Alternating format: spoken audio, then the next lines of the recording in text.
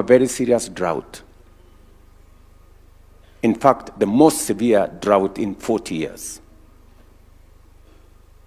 We were in difficulties. And some good men of God suggested that we must pray for rain in Kenya. Remember? We went to Nyayo Stadium and prayed, lifted up our voices. And you know what many people said? Look at these ones. You know?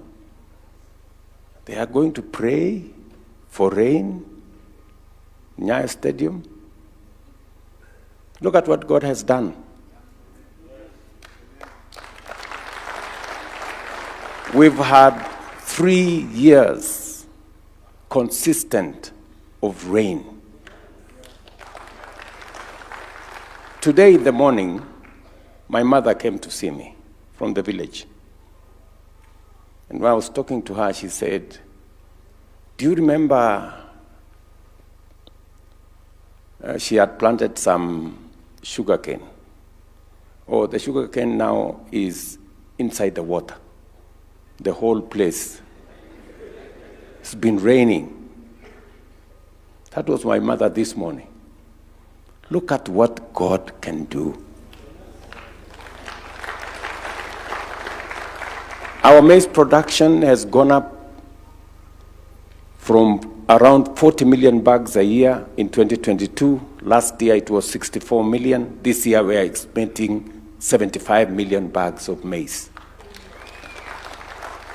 For those of you who are coffee farmers, you know our coffee prices have gone up from 60 shillings a kilo to now 120, 130 shillings a kilo, right? And so is our tea.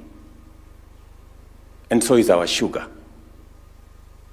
We've been importing sugar as a country for the last 40 years. But we've carried out reforms in that sector. We've licensed 4 new sugar mills. We have moved production in the last 2 years from 500,000 metric tons. Last year we were at 815,000 metric tons. By next year, God willing, we'll get to 1 million. And in 3 to 4 years, Kenya will be a net exporter of sugar.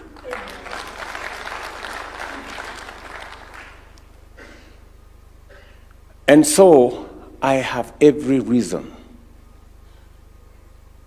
to be proud of the God I believe in.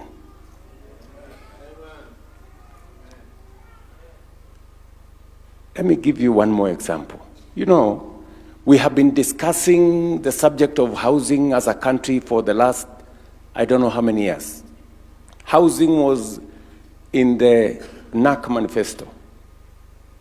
It was in the KANU manifesto. It was in the Grand Coalition manifesto. It was in the Jubilee manifesto. In this election, it was both in the Azimio manifesto and the Kenya Kwanza manifesto. But nobody has dared to implement it. Of course, I've had to earn a few names, Zakayo included. But I can confidently stand before you today.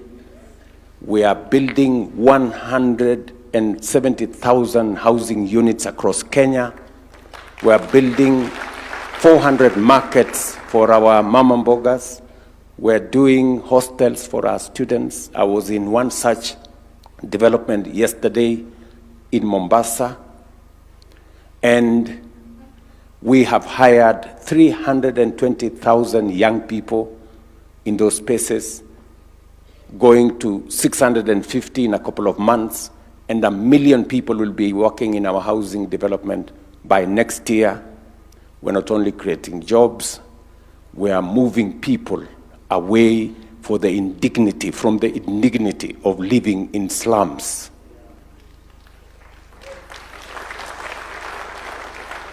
Listen, in 2023, I invited the Prime Minister of Singapore. He came to Kenya. I had a thorough conversation with him.